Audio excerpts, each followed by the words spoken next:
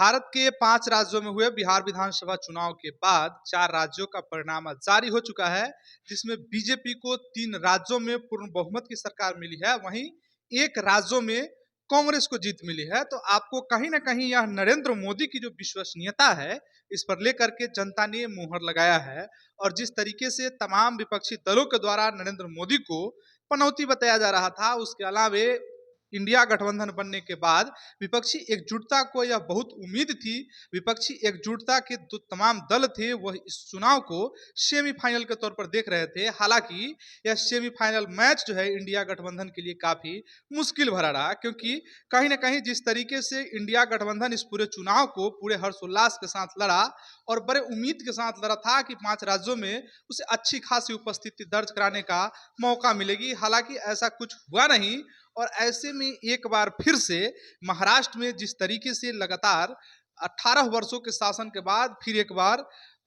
मध्य प्रदेश में शिवराज सिंह चौहान के कार्यकलापों पर जनता ने मुहर लगा दिया है, वहीं इस पूरे चुनाव को अगर हम देखें तो यह पूरा चुनाव नरेंद्र मोदी के चेहरे के इर्द गिर्द घूमता रहा है और तमाम लोग जिस तरीके से बोल रहे थे कि मोदी लहर का असर अब कम हो गया है, तो कहीं ना कहीं उन लोगों को इससे जो है बड़ा झटका लगा है, क्योंकि जिस तरीके से जनता ने नरेंद्र मोदी के चेहरे पर भरोसा जताते हुए बीजेपी को इतनी बड़ी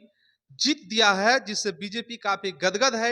एनडीए गठबंधन काफी गदगद है। वहीं इंडिया गठबंधन में खामोशी छाया हुआ है और छाया भी क्यों ना, क्योंकि जिस तरीके से एनडीए के जो तमाम दल थे, जो छोटे दल थे, उन्हें इस चुनाव से बहुत उम्मीद थी कि कांग्रेस को बहुत अच्छी खासी उपस्थिति मिल जाएगी, जिससे आने वाला चुनाव में एनडीए गठबंधन को जो है हराने में इंडिया गठबंधन को काफी ज्यादा कामयाबी मिलेगी। हालांकि ऐसा कुछ होता हुआ दिख नहीं रहा है, क्योंकि अगर हम कहीं ना कहीं अगर देखें 3 राज्यों के परिणाम में, तो मध्य प्रदेश में तो बीजेपी के पास शिवराज सिंह का चेहरा था, तो आप कह सकते हैं कि शिवराज सिंह चौहान का भी चेहरा काम किया है। और वहीं अगर राजस्थान में देखिए तो राजस्थान में बालकनाथ थे, वसुंधरा राजे थी, उसके अलावा भी बीजेपी के कई बड़े नेता थे, ओम बिरला भी वहीं से आते हैं। हालांकि अगर हम छत्तीसगढ़ की बात करें तो छत्तीसगढ़ का चुनाव जो है बीजेपी बिना चेहरे का चुनाव लड़ा और लड़ करके चुनाव जीत भी हासिल किया है, और जीत भी ऐसा वैसा नहीं, बहुत बड़ी जीत इसे आप कह सकते हैं। बड़ा जीत हम इसलिए कह रहे हैं क्योंकि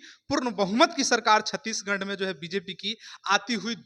दिख गई है। जिस तरीके से पूरे तरीके से जो है छत्तीसगढ़ में यह साफ हो गया है कि बीजेपी की सरकार बनेगी, तो कहीं ना कहीं यह इंडिया गठबंधन के लिए, कांग्रेस गठबंधन के लिए चिंता का विषय है। वहीं इंडिया और कांग्रेस को खासकर इस पूरे चुनाव से काफी कुछ सीखने की जरूरत है, क्योंकि जिस तरीके से कांग्रेस राहुल गांधी के चेहरे को दिखा करके अपनी उपस्थिति मजबूत दर्ज कराने की तैयारियों में जुटी थी, और कांग्रेस को ऐसा उम्मीद भी था कि कांग्रेस को 4 राज्यों में कम से कम 2 राज्यों में तो जीत के आसार दिख भी रहे थे, क्योंकि जिस तरीके से तमाम सर्वे रिपोर्ट्स आ रहे थे, मध्य प्रदेश में कांग्रेस को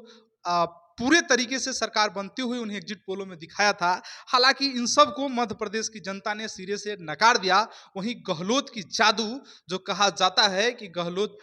को जादूगर के तौर पर जाना जाता रहा है, तो गहलोत का जादू भी राजस्थान में नहीं चला। वहीं छत्तीसगढ़ में बिना चेहरे का, बिना दूल्हे की जो है बारात निकली और उस बारात को प्रचंड समर्थन मिला जनता का, और नरेंद्र मोदी की चेहरे का कहीं ना कहीं यह बड़ा जीत है। जिसके बाद से अगर हम देखें तो कांग्रेस को इस चुनाव से सीखने की जरूरत है और आने वाले समय में कांग्रेस को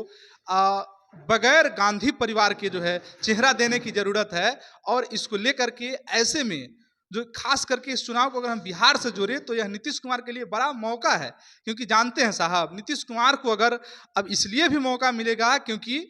कांग्रेस परिवार लगातार राहुल गांधी के चेहरे पर चुनाव लड़ रही है और उसे बड़ी हार कंटिन्यू मिलती जा रही है, जिसके बाद आने वाले लोकसभा चुनाव में इंडिया के पास अगर मजबूत चेहरे के तौर पर नीतीश कुमार दिखेंगे, क्योंकि कांग्रेस चाहेगी